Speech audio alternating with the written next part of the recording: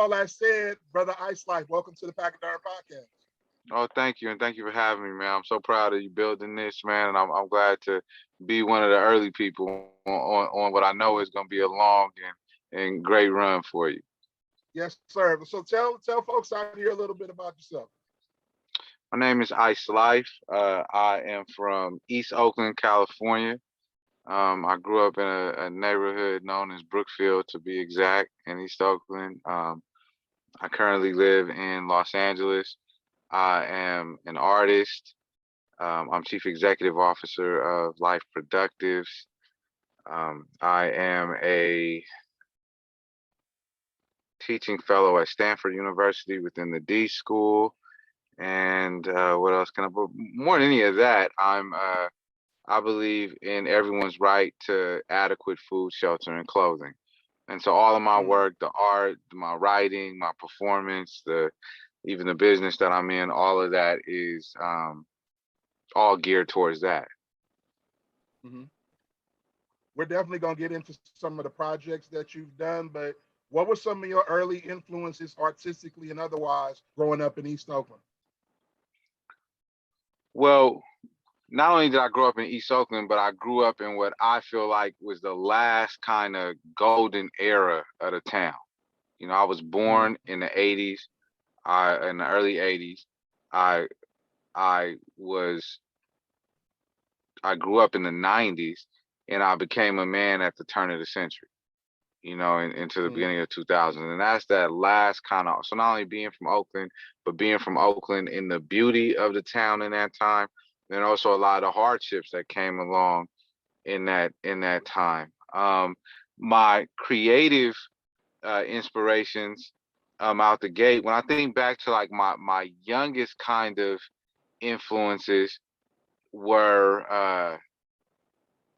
the the artistic casual diversity that came from being growing up in a place like I went to elementary school with Southeast Asian kids, of course, Black folks, Latinos, continental Africans that were coming over, and everybody was a war refugee. And I think Mm. that if you went over Juan's house, Juan was from El Salvador. If you went to Hamdi's house, he was from Baghdad. If you went to Duck and Viet's house, they were from Vietnam, but they all were escaping wars. And so their family was suddenly thrown in this environment. And so I would Mhm. go and I would hear their music, not like a interpretation of their music through an American lens. Now this is like potently the culture, and those things really impacted me. Um, and then I was impacted by like breakdance and tag culture um, Mhm. in Oakland as a kid. And I started jumping in rap ciphers when I was like 13, you know, and something that happened in Oakland when I was a teenager um, was a resurgence of Oakland based rap that would later influence what everybody knows as like hyphy music. But so when I'm 13, Mhm. 14 years old, that's Drew Down, the Loonies. The summer that I'm 15, three dudes from East Oakland put out a record called Stacking Chips, a group called Three Mhm. Times Crazy, which was a hood album, but very musical, you know, and very unique. And then of course I was influenced by 36 Zips and E40 and you know this very unique. And so those are my earliest influences musically and culturally. And I grew up around the corner from this saxophonist named Jay Spencer, who was an amazing saxophonist who tragically died, but influenced people like our brother Kev Choice. You know, it's just such a rich, potent place to be from. And that was leading up to when I would start to be directly influenced by the culture in the town. Mhm. So let's talk about back in 2013. You had a exhibit called "Brighter Than Blight." That was Yeah, the installation was right in East Oakland, like right by yeah. Eastmont Mall. Tell us a little bit about what was the inspiration behind that project. Well, there's like the actual inspiration, and then the there's like the creative inspiration, and then there's like the situational inspiration. So Literal the creative inspiration. inspiration was that I wanted to build. I started getting approached by all these big museums about putting like my poems and writings on in spaces. And the idea I had was I'd like to go over into like where our folks are at and put these verses and these stanzas on the walls in these really raw forms that people who are really impacted by what I'm saying have to look at every day. And my work has always been critical. It's been critical of white power and lovingly, observationally critical of our people side by side. You know what I'm saying? And so like I want to put on a wall something that's addressing police violence, but I also want to put on a wall, it hurts to see a king live his life as a slave. How you scared to leave the hood, but you ain't scared of a grave.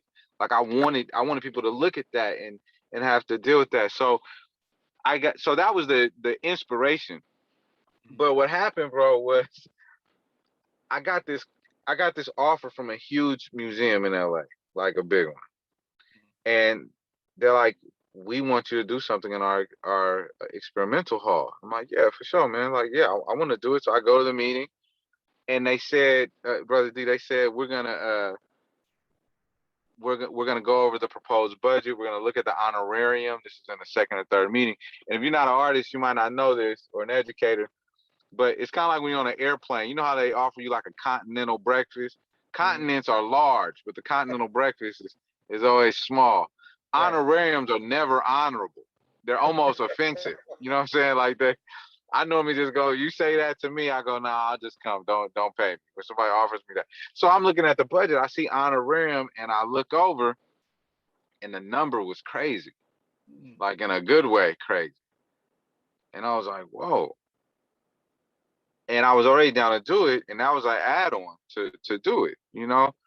And I asked for an access meeting because the museum costs $25 to get into. That means if somebody want to bring their 3 kids, it costs $75 plus them $100 to get into the exhibit. And because of what I'm about and what we're building and who it's for, I needed an access meeting. So when I asked for the access meeting, they're like, "Oh yeah, Ice, we totally get it." I show up, and they got the wheelchair ramp people there.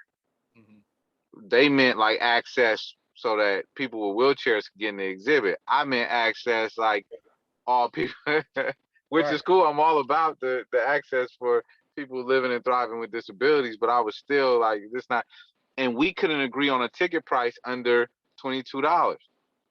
So I had to walk from it. And I want to say now to anybody listening to this who knows me or any aspiring artists out there, walking away from that check, it's not as noble as it sounds. I was conflicted.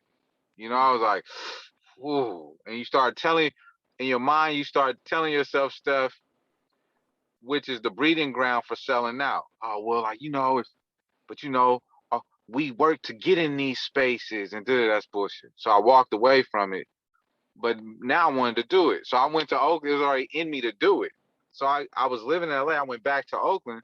I was like, hey, I was talking to folks in the mayor's office. I was talking to a council member who I respect a lot. And I was like, yo, just give me 50 walls in Oakland. And, maybe y'all pay for the material and I'll build it. And we started looking around, and then they took me to Greenside. They weren't calling the building Greenside as we know it in the hood. They were calling it, you know, the 7218 property or something like that, And so I go and look, and it's Greenside, and it's this dilapidated housing project that had been condemned for 12 years. I saw that they had these bars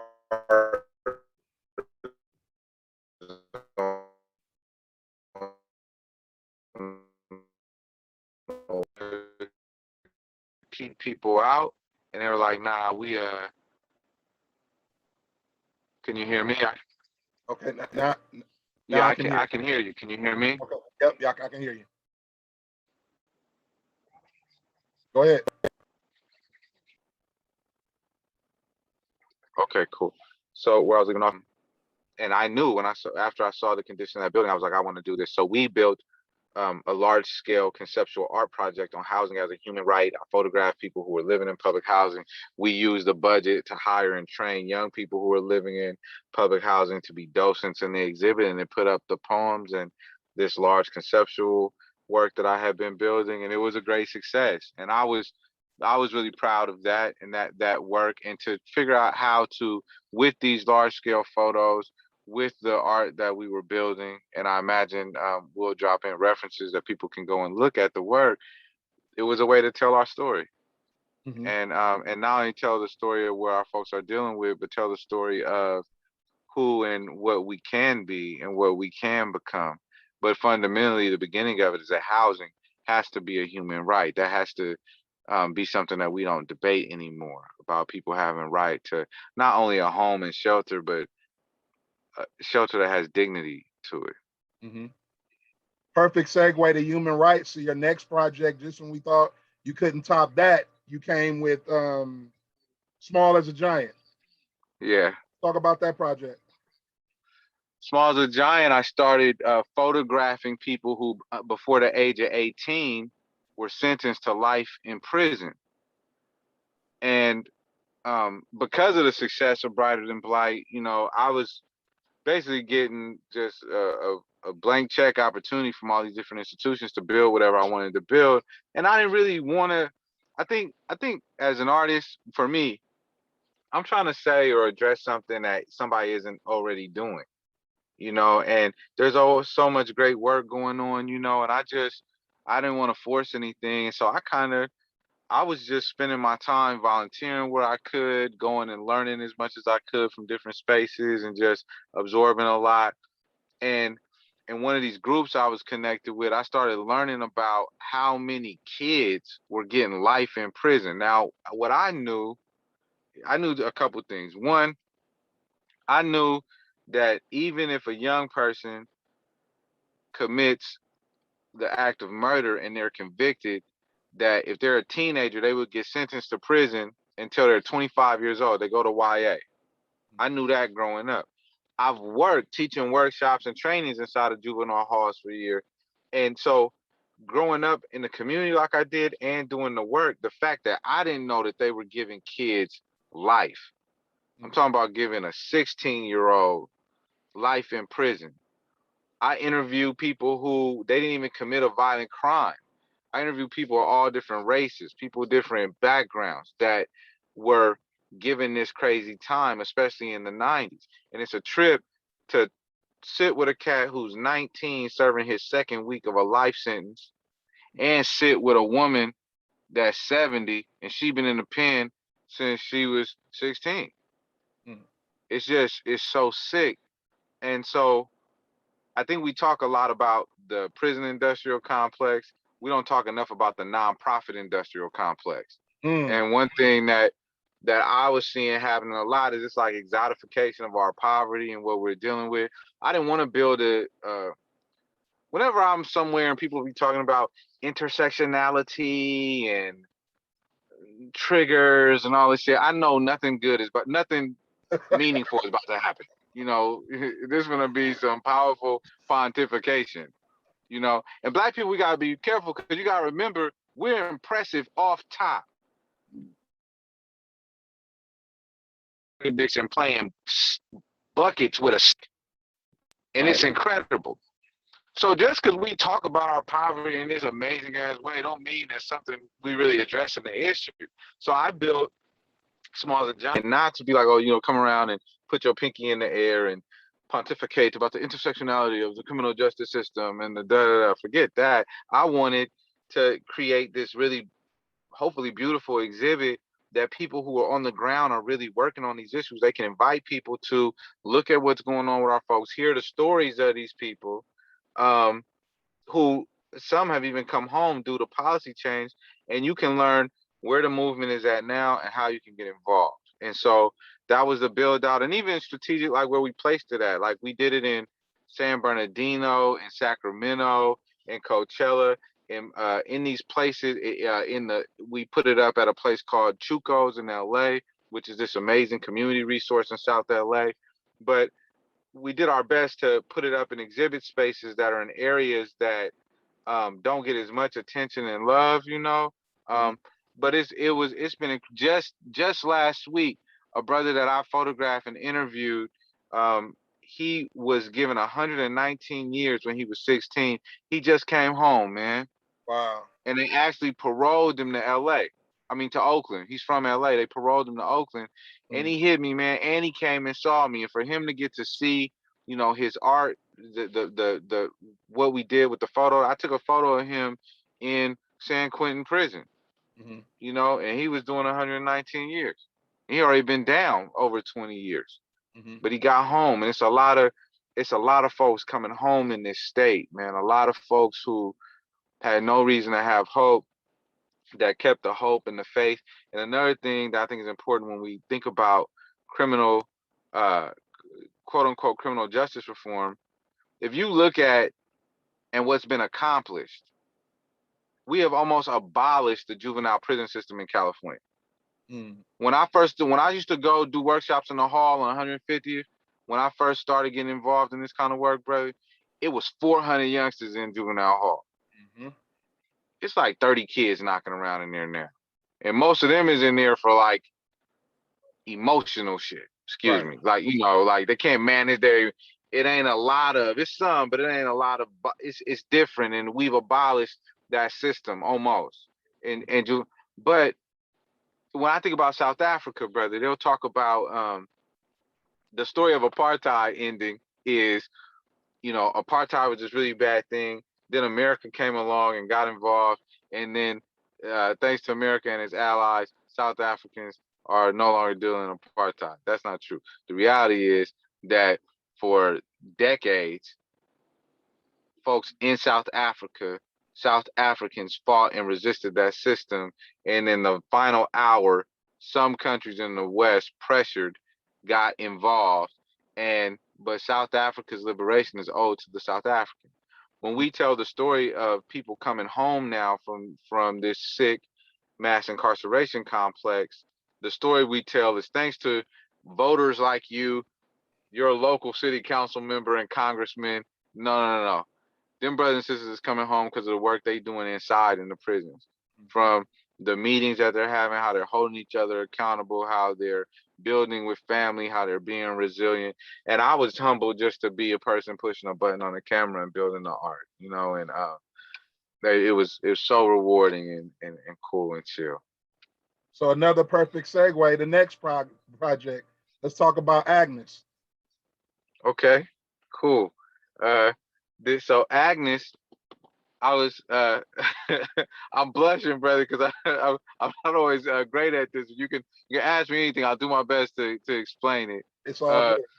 so Agnes, e- so I'm a theater artist, and everything that I've uh, accomplished or that I've built, it kind of came. It wasn't the way I wanted to do it, but I had to figure out a way to make it happen. So one avenue that I found over the years was building like theater that could deal with the issues that I want to talk about. And I started seeing and started logging around 2009 all of these mass shootings that were happening in the country. And the reason it was interesting, um, like imagine being from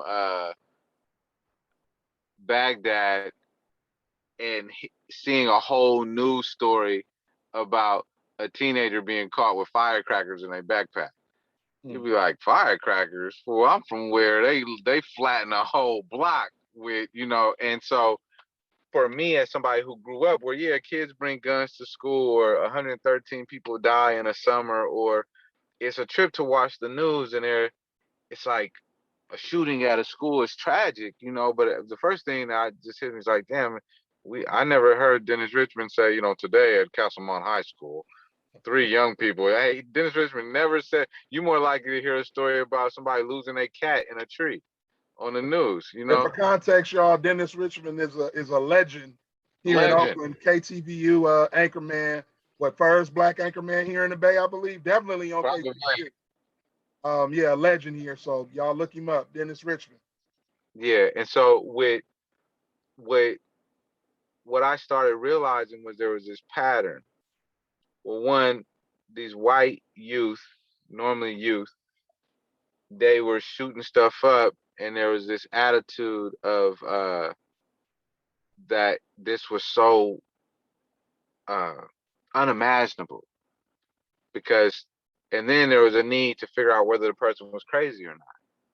You know, like there was this connection with, oh, the only way a white kid would do this violence, they must be crazy. Mhm. And what was most alarming to me is that I know it, to me, it makes absolute sense that men, particularly white men, act out their feelings through violence. It's all that we're encouraged to do. Mhm. You know, that's all we're encouraged to do. And then we don't exercise. Generally, I'm generalizing here, but women, young girls are given dialogical toys. They're given dolls and tea sets. They play games that they have to talk with one another. They're very experienced in from childhood and just talking. Mhm. Boys are given toy guns and footballs and action figures to bang on each other and compete. And it's not a lot of discourse, Mhm. you know. And so when a kid is 16, 17 and they start having feelings that is not rage or lust, they're not used to dealing with it. Mhm. And they're talking their feelings with guns and they're shooting at their community. And so I then got concerned about, well, what does the future of this look like? If all we're doing is if there's an immediate need to separate ourselves from the mass, or the mass has a necessity to separate itself from wrongdoers, then we're never going to resolve the issue because we're so busy trying to say, oh, they're not like us. They're not like us, you know. And the I was talking to somebody recently, and they were like, I don't understand how Donald Trump could be this way, you know, and why anyone would support him. And I said, yeah, yeah, you do. And she said, no, no, Ice, I don't. And I said, hold on. Would you ever kill a baby cow? She said, no. I said, you ever eat one? That's it. Mhm. You're not down to go kill that chicken, but you'll gnaw the ass off that chicken if it's somebody else kill it and bring it to you. Absolutely. That's what Trump was. Trump was cooking the racism for you. He was cooking this shit for you. And so then all you got to do is eat it. You don't have to do it, but you feel that way. Mhm. People who are anti guns, most, none of them are saying dismantle law enforcement. Right. They're like, I'm not against guns. No, no, I'm not for guns. I'm against guns, but I love the police. You don't call the police because of the blue uniform. You call the police because the pig got a gun. Absolutely. That's why you call them. It's So like there's this real. Go ahead. it's like the folks that want more prisons but don't build it by me. That's right. That's right. Here where I'm at in LA, the homelessness is crazy. There's 50,000 homeless people in LA, and I know in Oakland they got a big houselessness problem too. Mhm. And I'm looking at all of these groups that are organized. Nobody wants the encampments by them. And a lot of folks, you know, they prescribe to being Jewish or Muslim or Christian. And I'm just thinking like, man, where in the Quran, where in the Torah, where in the Bible does it say fuck the homeless people? Right. You know, but there's this need, this desire for this separation of people who we perceive a certain way. So when I started building Agnes, the idea was to deal with this character who was accused of a capital crime. Agnes is accused of killing the governor of California, but it's in the year 2047. So in the not so distant future, it's a it's looking at what is the future of criminalization, the future of prisons, the future of media, because it's centered around this. Basically becomes the trial of the century, Mhm. you know. And when I was building the piece, the storyline was humbly, you know, really good.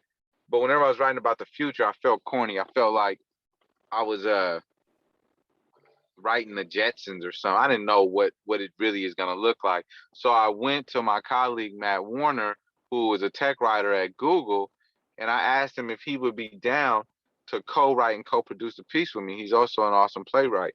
He agreed, and we put it together, and we went up off Broadway in New York, and now we're going up in Berlin. So um, it's really been a really great experience and a beautiful ride. And theater gives me a space to play. Mhm. You know, it the theater gives me a place to play, which I appreciate. So just going back a little bit, Pistols and Prayers, Deaf Poetry, the TED Talks. What does that? What did all of that encompass? What did you learn from those experiences? Because I know we see the surface piece of it, but Yeah. what was those experiences like early on in your career? Well, I think that when I was younger, I had an experience, man, where my play Pistols and Prayers is a was it wasn't my first theater piece, but it was the first major one I did, and it was commissioned as a play off of the book. And we premiered at the Berkeley Rep, which is a Tony Award-winning theater in Berkeley, and it was a, a really amazing experience for me. And then I had an opportunity for it to go up somewhere else in Hollywood, and my goal has always been to take our messages and our tenets of social justice, of ending our disparity, and put it on the largest platform possible. Mhm. And and it's important to understand that my career started way before I was talking this black power shit when everybody was crunk and hyphy. When Right. everybody was wearing a long tee and popping a Thiz pill, me, and not just me, but a lot less than it is now, others, we were talking about these things. You know, we were on the shoulders of people who had talked about it before us, you Mhm. know. And so this is before hashtags and Black Lives Matter and, you know, all of that. We were in the mix in that way. And so I was my I probably was 29 or 30. And my play went up, Pistols and Prayers went up in Hollywood. And in theater, you go up for a little bit before the critics come, Mhm. and you need the critics to come to see your piece. And brother D, I walked in the theater that day, and they said, "You're the light person, the person running the lights. They called a sub today, meaning they not gonna be there. They putting somebody brand new on your board." Mhm. And I was like, "Do they know the show?" And the person that they put in place of the woman that had been running the lights, she's showing me what she thinks she knows, and I could tell she don't have it. And it's Mhm. like any game in the streets or in business, you know, when you're doing it for a long time, you look at somebody, you know if they got it or not, you know, and she ain't have it. And then they tap me and go, "Hey, the critic from the LA Times is coming today." Oh Brother wow. D, on my mother's life, when I look in the audience, the brother got on a Raider jersey. First of all, it was a brother. Mhm. And on top of that, he had on an Oakland Raider jersey. So I knew, and the brother was like probably 50. Mhm. So I knew we was finna rock and he was gonna love it. And the opening thing hits and the show starts, and probably two scenes in, homegirl starts wrecking my show. Oh. She putting on the wrong light cue. She turning the lights off before we're off stage. I mean, it was horrible. It was so bad in the middle of the show, I had to stop the show. Mhm. And I'm backstage, and the they came and got me and said the critic wants to see you. He shook my hand. He's really kind to me. He said he understood. I said, man, I really hope you'll come back and see it again. He said, I don't think my editor will let me, but I'll. And that night, I got back to my apartment and I got my dog and I walked out into this big open area that was there in my place. It hit me for the first time. I'm 30 years old, dude. It hit me for the first time. I was like, yo.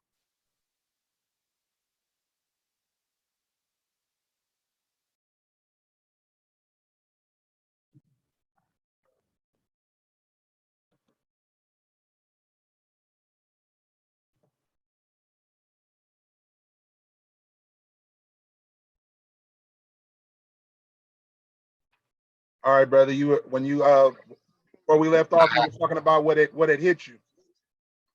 Yeah, what it hit me was that I could fail. Mm. That it had never dawned on me that I could fail. So to your question around, the earlier things with deaf poetry or what it meant to like do the TED stuff that I was doing or along the way, I think as an artist and as somebody who, you're building something for something that you feel like is bigger than yourself, I think it's important to understand that taking advantage of those moments to do the bigger, the biggest things possible that put you in front of the broader audiences, but also to show up authentically as yourself in those spaces. Those are the pillars, what it meant for me, that were so important because they hold you up in between times when you have those dips. Mm-hmm. It meant when you hear Young Jeezy talking about putting on for his city, what I think that really means is being a voice for the people who don't have that opportunity that you have for that 4 minutes on a stage to speak on their behalf, Mm-hmm. And so those type of things, doing deaf poetry or the stuff that I do now with TED Talk or even being in a lot of the spaces that I'm in, even in business, it means a lot to me personally, but I also hope that it always can be leveraged for other folks to jump on and be a part of something. Mm-hmm. Something that I interject in the question that I've asked all of the guests is we talk about mental health. How do you juggle and balance, or is there a balance in all of the things that you do? In other words, what does Ise Lyfe self-care look like? Huh. Um, One, I'm a student of the Buddha. Mm-hmm. And so, my day, it doesn't start with me like grabbing my phone or diving into work. I sit up and I'm in my practice in the morning. Mm-hmm. That's major for me. Um, and the way I'm able to visualize it is every meditation adds another real it's not in your face right away. You know, it's that's a big thing for in the neighborhood I live in now. It's a lot different than the neighborhood difference. I realized it just last week. I was coming in from my run and I got in my car and I started to pull off. And as I'm turning around this hill, it's a dude. He stepped off the curb without looking. So he stepped off the curb without looking. I wasn't speeding, but I was going a little fast. It would have been arguable if I hit the cat who was right or who was wrong. Mm-hmm. But what he did is he stopped and he was like, all good. That's it. Mm-hmm. How we grow up, hey damn, watch where you going, dude. Right? Like it's a reactivity. Mm-hmm. So the first thing to me personally for my own self-care is to have practices in my life that keep me off the reactive, that I'm not always in a state of having to respond to something, even those of us that find or are birthed into some type of consciousness. When you have awareness, you peep all kind of stuff. Your cousin sitting next to you watching the same commercial you watching, you see something deep and they just looking at the commercial and you start tripping. You know, different than a cat that's tripping on the street over somebody pulling up with a car, right? So I've had to learn that. The other thing is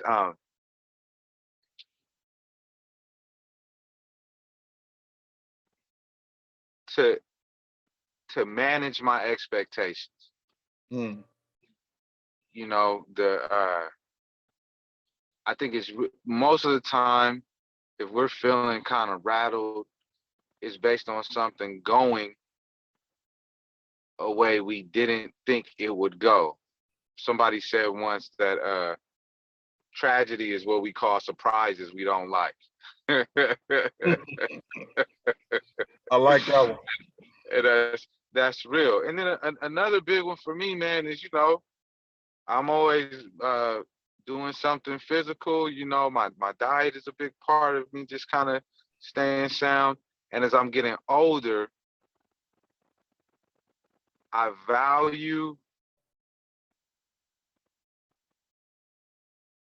peace. You know, you value it differently. Now it's a thin line, because a lot of times when you see older folks, and I hope I'm still a young man, brother, but I remember when I was younger and I would hear old people not wanting to get involved in what our people needed because they just didn't want to be bothered. I saw that as kind of like a lazy cop out on our condition. But I empathize, I understand as you get older, you kind of just don't want to deal with the drama that come along with things. We don't have that luxury. So finding a balance between getting engaged but not overextending. And I think those of us that's been doing the work for a long, long time, you've earned that. You know, you've earned the right to, you've been in the mix, you've been to 1,000 meetings and 1,000 retreats and 1,000 giveaways and 1,000 contributions and all these different ways that you get involved. So that's what I think. Brother, you just described me right now. that's the space I'm in right now. Like, yeah, you look back and just be like, man. And especially, I mean, you brought up a word a couple of times earlier that's big, is I'm constantly telling people about, I look for people's genuineness, people that are genuine and authenticity. And everybody that's doing quote unquote community work or youth work, y'all not necessarily genuine about it. And it over time, you see it. And it was interesting because a brother told me something a long time back. He was like, Brother D, the reality is you're going to do this as long as you want to do it. It's going to cost, like, as long as you want to do this, you're going to have a spot. It's not going to matter. So don't even trip off of, you know, what direction different orgs are going in now, whatever. He was like, brother, as long as you want to do this, you'll be able to do it. Yeah. I never forgot that. And it's real. Any other upcoming projects that you got that you're working on right now? I just finished and submitted a book that I'm publishing. The title's kind of funny. The book is called Avoiding the Way of the Bum, a Taoist methodology to not being a effing loser. And it's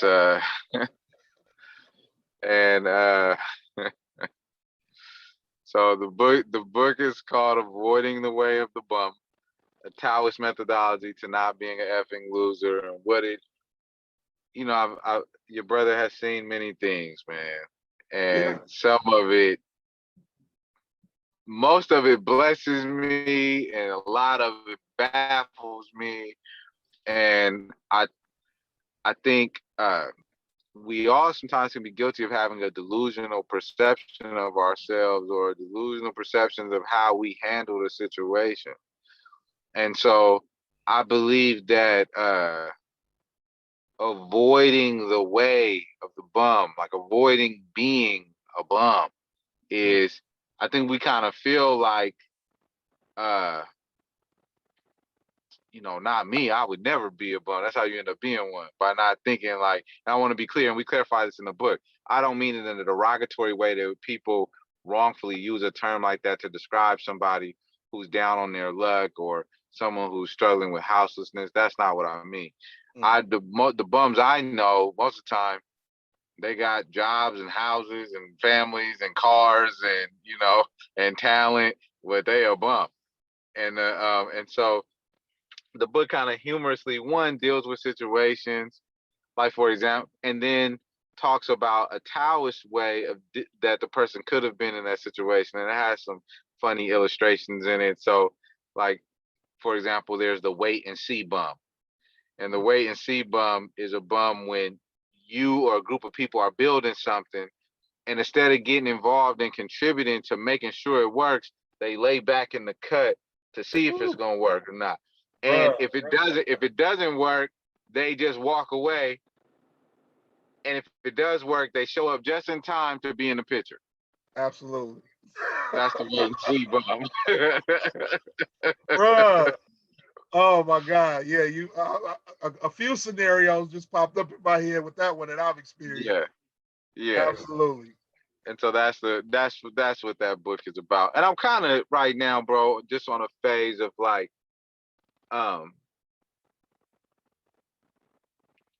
I think of Malcolm, I think of Nkrumah, I think of Ida B, I think of Ella Baker, I think of our ancestors often in a very like present way. I sit with those teachings and things that they said and things that they did and things that they didn't do and things that they didn't say that I knew they wanted to say. And I feel like I'm curious about their joy. Mm, I know they had joy in their lives, but what did that look like? right. And so for me, I'm kind of just building things now that I hope people smile at and get a message from. Mhm. And I'm also at a phase in my life where I'm seeking to learn more than I'm teaching. So I find myself in a lot of spaces. My personal project is a project of silence and just observation. And that's a big part of it for me. Mhm. Well, brother, I definitely appreciate you taking your time, always answering the call anytime I've hit you for various things. Man, again, just I thank you. I thank you for being one of those people in my circle and in my life that has always been authentic, has always been genuine, that I've never had to second guess this brother's motives or what he's really Yeah. trying to do because I've seen the work, both Yeah. behind the scenes and I mean, just the connection that you talk about put on for your city, but you put on for Oakland no matter where you at. Like, and Wow. that's rare. That's rare. Folks can holler that, but you don't really see it. Well, thank you, brother. And for anybody who doesn't know, I gotta say this, and I know you don't want me to say this, but I gotta say this. In my mind, bro, if I close my eyes and I think of Brother D, I have all of these images of you in my mind, always being in the back of the room, attentive and covering the base for everyone. Always being loved. You've always been present. My brother is the opposite of a hater. Nobody could ever accuse you of hating. The brother only is encouraging people all the time. I always have appreciated that about you, brother. I never doubt your willingness to be active on behalf of our folks. And the other thing that I really love about this podcast and the things that you're building out with the foundation and your work is you're always, when I talk to you, you have something that you build and something you're working on, and I look and pop up and you doing it, Mm, you know? And you have a skill set that I think is so necessary in anyone building anything where you invite everybody to the table to partake in whatever you're building and you good with whoever's there and you keep rolling on it, man. And so our Our city and our community is indebted to you. Um, I wish you bouquets and bouquets and bouquets of roses while you alive to get them and see them. And and another thing, I don't want to get too sensitive, brother, but you know I can't see you and not think about your mama. Brother. And and and I believe as sons, we got one question to ask ourselves, because that heavy day come. You can't not deal with it. It come. Mm-hmm. Did I do something righteous and meaningful with the sacrifices my mama made for me? Mm-hmm. And with you, brother, it's an undoubted yes, I did. Yes, you are, brother. I'm proud to know you, man. I'm glad to be having this conversation with you, man. Man, my mom's told